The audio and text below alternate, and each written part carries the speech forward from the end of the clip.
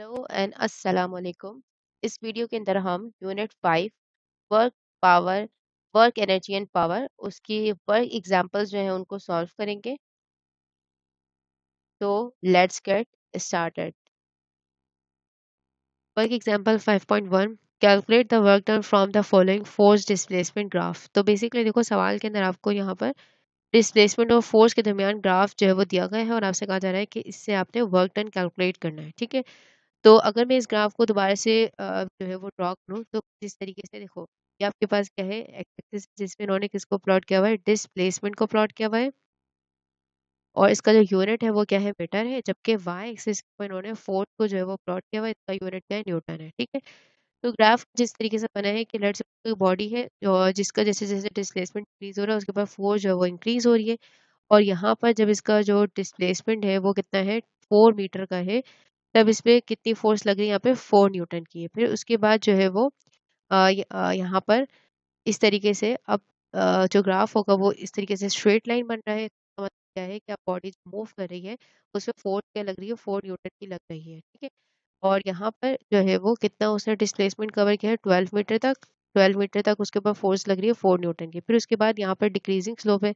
Decreasing slope क्या बता रहा है कि फोर्स आहिस्ता आहिस्ता डिक्रीज हो रही है और कम होते होते होते एक पॉइंट के ऊपर वो जीरो हो गई है। ठीक है, 16 मीटर पे फोर्स यहाँ पे जीरो हो चुकी है। तो ये कुछ इस तरीके से ग्राफ है। अगर आपके पास इस तरह से ग्राफ है फोर्स पे, क्या आप इससे जो है वो वर्क कैलकुलेट, बेसिकली अगर आपको वर्क कैलकुलेट करना है तो जो वर्क डन होता है, टोटल वर्क डन, अगर आप इस तरीके से फोर्स डिस्प्लेस ग्राफ से फाइंड करो तो वो इक्वल होगा टोटल एरिया अंडर कर्व की इक्वल होगा। ठीक है, या अंडर ग्राफ भी बोल सकते हैं, एरिया अंडर कर्व या एरिया अंडर ग्राफ, राइट। का मतलब क्या है, इसका मतलब ये है कि आपने बेसिकली क्या करना कर पड़ेगा, आपको जो है वो टोटल एरिया कैलकुलेट करना पड़ेगा। अब आपके पास जो डिफरेंट डिफरेंट शेप्स के जो है वो ग्राफ होंगे तो आप उससे कैसे जो है वो एरिया कैलकुलेट कर सकते हो। तो देखो यहाँ पे लेट्स सपोज अगर आपके पास इस तरीके से फोर्स और डिस्प्लेसमेंट का ग्राफ गिवन है, यहाँ पर कुछ इस तरीके से, तो यहाँ पर आप कैसे इसका एरिया कैलकुलेट कर सकते हो। तो हम क्या करेंगे, इसको थोड़ा सिंप्लीफाई करेंगे। अगर आप देखो यहाँ से लेकर यहाँ तक स्ट्रेट लाइन बन रही है, उसके बाद यहाँ पे ये स्लोप इस तरीके से डिक्रीजिंग स्लोप है। तो यहाँ पे अगर मैं एक परपेंडिकुलर लाइन ड्रॉ करूँ तो दो डिफरेंट शेप बन रही है, एक तो ये रेक्टेंगल बन रहा है और दूसरा यहाँ पे ये क्या बन रहा है, एक ट्राइंगल बन रहा है। तो जो रेक्टेंगल है उसका जो एरिया होगा वो आपको पता है क्या होता है, लेंथ इंटू ब्रेथ। ठीक है, और इसके अलावा जो एरिया ऑफ ट्राइंगल है वो क्या होता है, हाफ बेस इनटू हाइट के इक्वल होता है। ठीक है, तो अब आप इससे यहाँ पर एक रेक्टेंगल का एरिया निकालोगे आप, ठीक है, और यहाँ पर आप ये ट्राइंगल का एरिया निकालोगे, इन दोनों को आप सम कर दोगे तो आपको क्या मिल जाएगा, आपको वर्क डन मिल जाएगा। ठीक है, तो आप इस तरीके से कैलकुलेट करोगे। अब इसी तरीके से यहाँ पे आपके पास जो ग्राफ है उस पर अगर आप यहाँ पर स्ट्रेट लाइन ड्रॉ करो तो आपको यहाँ पे तीन तरह की शेप बनती हुई नजर आ रही है। ठीक है, तो यहाँ पे तीन शेप्स बन रही है बेसिकली। एक तो यहाँ पर क्या है, ये राइट एंगल ट्राइंगल है, और इसके अलावा यहाँ पर ये क्या है, एक रेक्टेंगल है। ठीक है, तो ये एक रेक्टेंगल बन रहा है यहाँ पर इस जगह पर। और फिर दूसरा जो आपके पास बन रहा है वो भी आपके पास क्या बन रहा है, ट्राइंगल ही बन रहा है यहाँ पर। तो यहाँ पर ये क्या है, राइट एंगल ट्राइंगल ही बन रहा है। ठीक है, अब हमें ट्राइंगल का एरिया और एरिया ऑफ रेक्टेंगल ये आपको पता है, तो आप इन तीनों को निकालोगे और सम करोगे तो आपको वर्क डन मिल जाएगा। तो इसको इन्होंने क्या नाम दिया, एरिया 1 का नाम दिया है, इसको इन्होंने एरिया 2 का नाम दिया है और इसको इन्होंने एरिया 3 का नाम दिया है। ठीक है, तो यहाँ पे कुछ इस तरीके से आप कर सकते हो। तो पहले हम क्या करते हैं, हमें क्या फाइंड करना है, हमें फाइंड करना है कि आपके पास जो वर्क डन है वो क्या है। ठीक है, सो आपसे फरमाइश की गई है सवाल के अंदर कि आपने वर्क डन जो है वो कैलकुलेट करना है, वर्क डन। ठीक है, और वो क्या है, डब्ल्यू है, ये आपने फाइंड करना है। इसके अलावा देखो आपको क्या क्या चीजें गिवन है। तो अगर आप देखो यहाँ पे ये जो एरिया है इसका ये क्या कहलाएगा, इसका ये बेस कहलाएगा। ठीक है, इसी तरीके से यहाँ पे ये जो एरिया 3 है इसका ये क्या है, बेस है। और यहाँ पे ये क्या आपके पास एरिया 2 है और ये इसकी क्या है, बेसिकली बेस है। और ये बेसिकली यही क्या है आपके पास, ब्रेथ है इस। ठीक है, तो आपको क्या क्या चीजें गिवन है यहाँ पर, जैसे बुक के अंदर उन्होंने डेटा बनाया हुआ है गिवन करके स्टेप 1 के अंदर। तो आपको क्या है यहाँ पर है, फोर्स, फोर्स क्या है, एफ, और वो कितनी है, 4 न्यूटन की है, राइट। इसके अलावा जो बेस है, कौन सी, बेस ऑफ एरिया 1। तो एरिया 1 की जो बेस है वो यहाँ पे क्या है, ये क्या है, 4 मीटर की है, राइट। तो यहाँ से लेकर यहाँ तक का ये जो डिस्टेंस है, यहाँ से लेकर यहाँ तक ये कितना है, 4 मीटर का है। इसी तरीके से अगर आप यहाँ से लेकर यहाँ तक का ये डिस्टेंस देखो, ये कितना है, 12 मीटर का है। इसी तरीके से यहाँ से लेकर यहाँ तक का ये जो डिस्टेंस है ये कितना है, 16 मीटर का है। ठीक है, और इसी तरीके से अगर आपको यहाँ पे ये जो एरिया है, एरिया 2, इसकी आपने बेस फाइंड करनी है, बेस ऑफ एरिया 2। तो इस एरिया की ये हिस्सा क्या है, इसका बेस है। तो आप ये कैसे फाइंड कर सकते हैं, यहाँ पर 12 में से माइनस करोगे 4 को, तो आपके पास क्या आ जाएगा, यहाँ पर 8 आ जाएगा। तो यहाँ पे इसकी जो बेस आ रही है इस एरिया 2 की, वो कितनी आ रही है, 8 मीटर आ रही है। तो यहाँ पे क्या आ जाएगा, 8 मीटर। इसी तरीके से बेस ऑफ एरिया 3, ठीक है। एरिया 3 की बेस क्या होगी, यहाँ पे 16 में से आप 12 को माइनस कर दोगे, तो यहाँ पे क्या आ जाएगा, 16 में जब आप 12 को माइनस करोगे तो आपके पास कितना आ जाएगा, 4 आ जाएगा। तो आपको ये जो डिस्टेंस है ये मिल जाएगा, ठीक है। तो ये आपके पास क्या आ जाएगा, 4। अब हम अपने फॉर्मूलाज की तरफ चलते हैं कि हमारे पास कौन कौन से फॉर्मूले लगेंगे। तो बेसिकली सबसे पहले आपके पास क्या होगा, एरिया ऑफ ट्राइंगल, ठीक है। तो एरिया 1 जो है और एरिया 2 जो है, सॉरी एरिया 3, तो ये दोनों, ये वाला एरिया और यहाँ पे ये वाला एरिया, ठीक है। तो ये दोनों एरिया क्या है, एरिया ऑफ ट्राइंगल है। और एरिया ऑफ ट्राइंगल जो है उसका फॉर्मूला क्या होता है, हाफ हाइट इंटू बेस, या बेस इंटू हाइट करके आप लिख लो। तो देखो यहाँ पे जो हाइट है बेसिकली ये क्या है, इस ट्राइंगल की जो हाइट है ये किसको रिप्रेजेंट करी है, यहाँ पे फोर्स को रिप्रेजेंट करी है, ठीक है। इसके अलावा यहाँ पर ये जो बेस है वो किसको रिप्रेजेंट करी है, वो डिस्प्लेसमेंट। तो यहाँ पे ये बेस जो है वो डिस्प्लेसमेंट है और यहाँ पे हाइट जो है वो फोर्स है। तो हम इसको लिखेंगे फोर्स और यहाँ पे क्या आ जाएगा, डिस्प्लेसमेंट, ठीक है। इसी तरीके से अगर आप देखो जो एरिया 2 है वो यहाँ पे किसको रिप्रेजेंट कर रहे हैं, एरिया ऑफ रेक्टेंगल। और एरिया ऑफ रेक्टेंगल क्या होता है, लेंथ इनटू विड्थ, लेंथ जो है लेंथ इनटू ब्रेथ, ठीक है। लेंथ जो है वो यहाँ पर ये लेंथ है और वो किसको, वो क्या है, फोर्स है, ठीक है। और यहाँ पे जो ब्रेथ है वो बेसिकली क्या है, डिस्प्लेसमेंट है। तो हम इसकी जगह पे क्या लिखेंगे, फोर्स, लेंथ की जगह पे आएगा फोर्स, ब्रेथ की जगह पे लिखेंगे आप डिस्प्लेसमेंट, ठीक है। तो ये क्या आ जाएगा, डिस्प्लेसमेंट, राइट। तो यहाँ पे इस तरीके से आपके पास एरिया। अब हम अपने वापस सवाल की तरफ चलते हैं। सवाल में आपसे कहा गया था आपने टोटल वर्क डन कैलकुलेट करना है, तो इसको सॉल्व करते हैं। तो जब इसको सॉल्व करेंगे तो आपके पास क्या आ जाएगा, टोटल वर्क डन। और टोटल वर्क डन जो है बेसिकली किसके इक्वल होगा, area under curve, total area under graph, total area under curve, ठीक है। और वो किसके इक्वल होगा, कितने टोटल एरियाज है, area 1 plus area 2 plus area 3, ठीक है।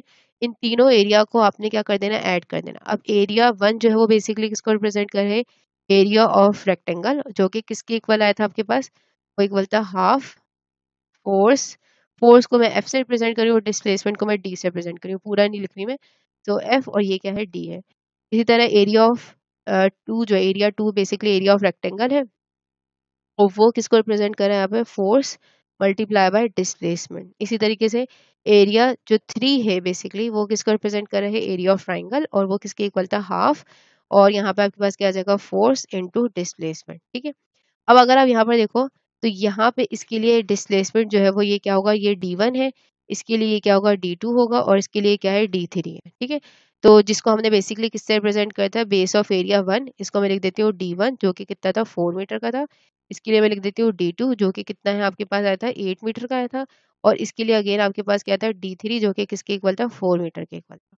तो यहाँ पे मैं इस तरीके से 1 2 3 लिख देती हूँ, ठीक है, क्योंकि तीनों के लिए जो डिस्प्लेसमेंट है वो डिफरेंट डिफरेंट है। हाफ फोर्स क्या है, 4 न्यूटन की है, D1 कितना है, 4 न्यूटन का है, प्लस फोर्स कितनी है, 4 न्यूटन की है, डिस्प्लेसमेंट 8 मीटर का है।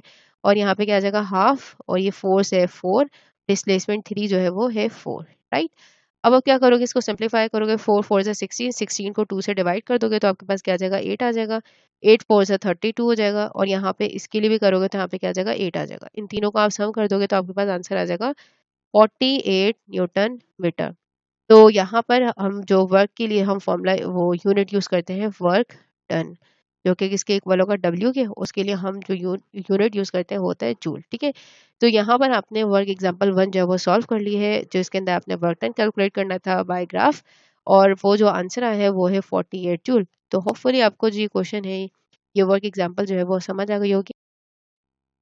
एग्जाम्पल है work example 5.2 a car with a mass of 1200 kg is traveling at a velocity of 25 metre per second. Calculate the kinetic energy of the car. बहुत easy सा question है ये, बहुत स्ट्रेट फॉरवर्ड क्वेश्चन है। तो देखो आपको क्या क्या चीजें गिवन है सवाल के अंदर। आपसे कहा जाता है कि आपको कार का जो मास है वो आपको गिवन किया गया है, ठीक है। मास ऑफ कार जिसको हमने एम से रिप्रेजेंट किया है वो कितना है, 1200 kg है, राइट। इसके अलावा जो कार है जिस वेलोसिटी से ट्रैवल करी है वो कितनी है, 25 मीटर पर सेकेंड है। और आपसे क्या फरमाइश की गई है कि आपसे कहा जा रहा है कि आपने काइनेटिक एनर्जी ऑफ कार जो है वो फाइंड आउट करनी है। तो क्या फाइंड करना है आपने, काइनेटिक एनर्जी। बहुत इजी सा क्वेश्चन है ये। तो यहाँ पे सॉल्व कर लेते हैं। काइनेटिक एनर्जी का फॉर्मूला आपको पता है, वो किसके इक्वल होता है, वो इक्वल होता है kinetic energy is equal to half M V square, ठीक है। तो वैल्यू प्लग इन कर दो कि मास कितना है आपके पास, वो है 1200 kg है, ठीक है। तो यहाँ पे आ जाएगा और वी जो है आपके पास क्या है, 25 का स्क्वायर हो जाएगा, ठीक है। तो 25 का जब आप स्क्वायर करोगे तो आपके पास आंसर आ जाएगा यहाँ पर, ये होगा 625। और यहाँ पे क्या आ जाएगा आपके पास, 600, यहाँ पे आ जाएगा 600, ठीक है। तो आप मल्टीप्लाई कर दोगे किससे, 625 से, तो आपके पास जो आंसर आएगा वो किसके इक्वल होगा, ये दोनों आपस में मल्टीप्लाई हो जाएंगे तो आपके पास आंसर आएगा 375,000, ठीक है। तो ये आपके पास क्या है, काइनेटिक एनर्जी है। ये आपने फाइंड करना था और इसका जो यूनिट होता है वो जूल होता है। तो बहुत इजी सा क्वेश्चन था ये। बस आपने फॉर्मूला याद रखना है, वैल्यू प्लग इन करनी है और आपको काइनेटिक एनर्जी जो है कार की वो मिल जाएगी। वर्क एग्जांपल देखते हैं। Work example 5.3 the mass of the earth is 5.98 tens to the power 24 kg and the mass of the sun is 1.99 tens to the power 30 kg and the earth is 160 million kilometre away from the sun. Calculate the gravitational potential energy of the earth. को सवाल के अंदर आपसे कहा जा रहा है कि यहाँ पर एक ऑब्जेक्ट है सन, आपको मास गिवन है, और दूसरा ऑब्जेक्ट है वो क्या है, अर्थ है, ठीक है। और यहाँ पे अर्थ का भी आपको मास गिवन है क्वेश्चन के अंदर। तो ये अर्थ है और ये कितनी दूरी के ऊपर है, ये यहाँ से लेकर यहाँ तक का जो डिस्टेंस है कितना है, 160 मिलियन किलोमीटर है, ठीक है। तो दोनों के सेंटर से अगर आप देखो तो ये जो डिस्टेंस है ये आर है वो कितना है, 160 मिलियन किलोमीटर है। सवाल में आपको मास ऑफ सन गिवन है, ठीक है। और यहाँ पर मास ऑफ अर्थ आपको गिवन है और आपसे क्या फाइंड करने को कहा गया है, आपसे कहा गया है कि आपने gravitational potential energy of the earth calculate करना है। क्या बनाते हैं, आपको क्या क्या चीज़ें गिवन है, यहाँ पर आपको मास ऑफ सन गिवन है एम एस, जो कि कितना है 1.99 tens to the power 30 kg है। इसके अलावा जो मास ऑफ अर्थ है वो भी आपको गिवन है, जो कि 5.98 tens to the power 24 kg। और इसके अलावा जो डिस्टेंस इनके दरम्यान वो कितना है, वो है 160 मिलियन किलोमीटर। कि अब मिलियन जो है वो क्या रिप्रेजेंट करे, वो जब 10 की पावर प्लस 6 होती है उसके लिए जो आप प्रीफिक्स यूज करते हो वो क्या होता है, मिलियन। और मिलियन के लिए आप जो सिंबल यूज करते हो कैपिटल एम है।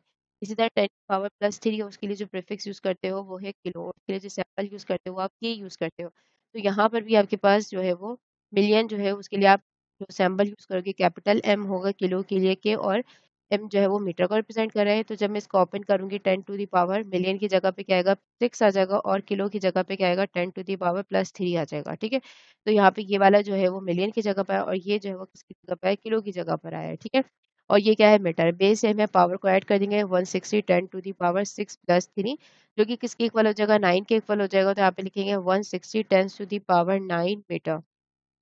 तो ये आपके पास क्या है, अर्थ और सन के दरमियान का डिस्टेंस है। इसके अलावा आपने क्या फाइंड करना है, आपसे फरमाइश की गई है कि आपने ग्रेविटेशनल पोटेंशियल एनर्जी फाइंड करनी है, जो कि क्या है, यू से आपने रिप्रेजेंट करते हो आप, ठीक है। बहुत सीधा सा क्वेश्चन है, आपको बस फॉर्मूला पता होना चाहिए और आप इजीली जो है वो कैलकुलेट कर सकते हो। तो इसको सॉल्व करते हैं। तो यहाँ पे हमारे पास जो एक्सप्रेशन होती है वो क्या होती है, U is equal to minus capital G M small M divided by R, ठीक है। तो यहाँ पर जो कैपिटल एम है वो किसको रिप्रेजेंट कर रहा है, मास ऑफ सन को रिप्रेजेंट कर रहा है, और जो एम है वो बेसिकली क्या है, मास ऑफ अर्थ को रिप्रेजेंट कर रही है। तो यहाँ पर हम इसको ऐसे लिख देते हैं, मास ऑफ सन, और स्मॉल एम की जगह पे आएगा मास ऑफ अर्थ, ठीक है। और इनके दरमियान का जो डिस्टेंस है वो आ जाएगा, जो कि आर है। तो यहाँ पे वैल्यू प्लग इन करते हैं, नेगेटिव साइन क्यों आ रहा है, हमें बस मैग्नीट्यूड कैलकुलेट करना है। तो नेगेटिव साइन बेसिकली डायरेक्शन को इंडिकेट कर रहा है, हमें मैग्नीट्यूड बताना है। तो यहाँ पर जो जी है उसकी वैल्यू क्या होती है, 6.67 tens to the power -11। Mass of sun जो है वो किसके इक्वल होता है, 1.99 टेंस टू द पावर 30। ये भी आपको गिवन था, मास ऑफ अर्थ भी आपको गिवन है, जो कि है 5.98 टेंस टू दी पावर 24 है, राइट। अब यहाँ पे आर की वैल्यू कितनी है 160 टेंस टू दी पावर 9। इन सबको सिंप्लीफाई करेंगे तो आपके पास जो यू आएगा वो कितना होगा 4963 tens to the power 30 joule. तो ये आपके पास क्या क्या है, ये आपके पास gravitational potential energy of earth आ गई है। आपने इसका मैग्नीट्यूड कैलकुलेट करना था। अब देखो यहाँ पे जो नेगेटिव साइन है वो ये इंडिकेट कर रहा है कि जब आप सन से अर्थ की तरफ आओगे तो ग्रेविटेशनल पोटेंशियल एनर्जी क्या 5.4, जो कि इस यूनिट 5 की लास्ट वर्क एग्जांपल है। A person riding their bike has a mass of 120 kg. They are riding at 10 meter per second. Suddenly, a dog crosses the road, and to avoid hitting the dog, the bicyclist brakes, applying a braking force of 500 Newton for a distance of 10 meter. What is the final velocity of the bicyclist when they stop braking? तो basically सवाल हमसे कहा जा रहा है, एक person है जो कि राइड कर रहा है बाइक को, और उसका मास को गिवन है जो कि कितना है 120। कहते हैं कि कितनी वेलोसिटी से शुरू में मूव करे, इनिशियल वेलोसिटी क्या है वी आई, जो कि कितनी है 10 मीटर पर सेकेंड है। फिर से देखा कि आगे जो है वो एकदम से सडनली जो है वो डॉग आ गया है जो कि रोड को क्रॉस कर रहा है। तो उसने उस डॉग को हिट करने से अवॉइड करने के लिए ब्रेक्स अप्लाई किया। ब्रेक से जो है वो एक ब्रेकिंग फोर्स लगी जो कि क्या है अपोजिट डायरेक्शन के अंदर होगी, और वो कितनी होगी 500 न्यूटन की फोर्स होगी। और वो जो फोर्स लगी है वो 10 मीटर के डिस्टेंस तक के लिए लगी है। फिर आपसे कहा जाता है कि फाइनल वेलोसिटी जो है वो क्या होगी इस बाइसाइक्लिस्ट की जब ये ब्रेक्स जो है वो लगाना बंद कर देता है। ठीक है, तो मतलब कि जब इसने ब्रेक्स लगाना बंद कर दिए तो अब इसकी फाइनल वेलोसिटी क्या है आपने वो बतानी है। तो यहाँ पर आपको क्या क्या चीज़ें गिवन है, इसकी इनिशियल वेलोसिटी गिवन है जो कि है 10 मीटर पर सेकेंड, और इसके अलावा जो ब्रेकिंग फोर्स है वो कितनी होगी -500 न्यूटन की होगी। नेगेटिव साइन क्यों लगाया है यहाँ पर, वो इस वजह से कि उसकी डायरेक्शन क्या होगी अपोजिट, कि ये बाइसाइकिल इस डायरेक्शन मूव कर रहा है जो, लेकिन जो ब्रेकिंग फोर्स है वो अपोजिट डायरेक्शन में। और जो एस होगा वो बेसिकली क्या है डिस्टेंस है जो कि कितना है 10 मीटर का है। फिर इसके अलावा आपसे कहा जा रहा है कि जो फाइनल वेलोसिटी है वो क्या है आपने वो फाइंड करनी है। तो आपने क्या फाइंड करना है टू फाइंड फाइनल वेलोसिटी जो कि किसके इक्वल होगा वी एफ होगा, जो ये आपने फाइंड करना है। तो आप क्या करोगे, सबसे पहले आप इस फोर्स से जो भी वर्क डन होगा वो कैलकुलेट करोगे। तो जो वर्क डन होगा वो किसके इक्वल होगा, सॉल्व करते हैं इसको। Work done is equal to force into displacement. तो फोर्स कितनी है आपके पास वो है -500, और एस जो है वो आपके पास कितना है यहाँ पर वो है 10 मीटर का है। ठीक है, तो यहाँ पर आप जब इसको सिंप्लीफाई करोगे तो आपके पास कितना आ जाएगा -5000 जूल। तो यहाँ पे जो वर्क डन हुआ है इस ब्रेकिंग फोर्स की वजह से वो कितना है -5000 जूल का वर्क डन हुआ है। अब क्या करोगे आप जो है वो काइनेटिक एनर्जी कैलकुलेट करोगे, क्योंकि जब ये इनिशियली मूव करा था तो कुछ किल वेलोसिटी थी, अब इसी कॉरेस्पॉन्डिंग इनिशियल काइनेटिक एनर्जी भी होगी इसकी। तो आप क्या करोगे काइनेटिक एनर्जी भी कैलकुलेट करो। इनिशियल काइनेटिक एनर्जी किसके इक्वल होगा हाफ एम वी स्क्वायर। अब यहाँ पे जो वेलोसिटी आएगी वो कौन सी होगी इनिशियल वेलोसिटी होगी, तो क्या आ जाएगा हाफ एम की जगह पे कितना आएगा 120 की जगह पे आप क्या लिखोगे का स्क्वायर। 10 का स्क्वायर 100 हो जाएगा। इस सबको सिंप्लीफाई करोगे तो आपके पास कितना आ जाएगा 6000 जूल आ जाएगा। तो ये इसकी क्या आ गई है इनिशियल काइनेटिक एनर्जी आ गई है। अब आप क्या कर सकते हो यहाँ पर, अब हमें ये पता है कि जो वर्क डन होता है बेसिकली वो किसके इक्वल होता है चेंज इन काइनेटिक एनर्जी के इक्वल होता है। तो हम इसको इस तरीके से कर सकती हूँ, ये work done is equal change in kinetic energy. तो चेंज इन काइनेटिक एनर्जी का मतलब क्या है, जब मैं इसको ओपन करूंगी final kinetic energy minus initial kinetic energy. तो फाइनल काइनेटिक एनर्जी किसकी इक्वल होती है, वो होगी हाफ एम वी एफ की स्क्वायर होगी। तो मैं इसको क्या करती हूँ कि यहाँ पर अगर मैं अपनी इक्वेशन को फाइनल काइनेटिक एनर्जी पे सेट कर लूँ, क्योंकि हमें डब्ल्यू भी पता है काइनेटिक एनर्जी इनिशियल भी पता है, तो इधर प्लस से इधर माइनस से इधर आके प्लस हो जाएगा, और यहाँ पे क्या हो जाएगा इनिशियल काइनेटिक एनर्जी आ जाएगी। और यहाँ पे क्या है फाइनल काइनेटिक एनर्जी है। तो अब आप क्या करोगे यहाँ पे इसको इस तरीके से सेट कर लेते हैं कि हमारे पास जो अननोन है वो क्या है लेफ्ट की तरफ लिख देते हैं, और जो राइट हैंड साइड की तरफ पे यहाँ पे ये जो नॉन क्वांटिटीज हैं वो लिख देते हैं। ठीक है, तो यहाँ पे वैल्यू प्लग इन करोगे, वर्क डन कितना है आपके पास -5000 का वर्क डन है, और जो इनिशियल काइनेटिक एनर्जी आई है वो कितनी है 6000 की है। तो इसको जब सिंप्लीफाई करोगे तो आंसर आएगा आपके पास +1000 जूल। तो आपको क्या मिल गया इनिशियल और वर्क को यूज करते हुए आपने इनिशियल काइनेटिक एनर्जी को यूज करते हुए और वर्क को यूज करते हुए आपने फाइनल काइनेटिक एनर्जी कैलकुलेट की है।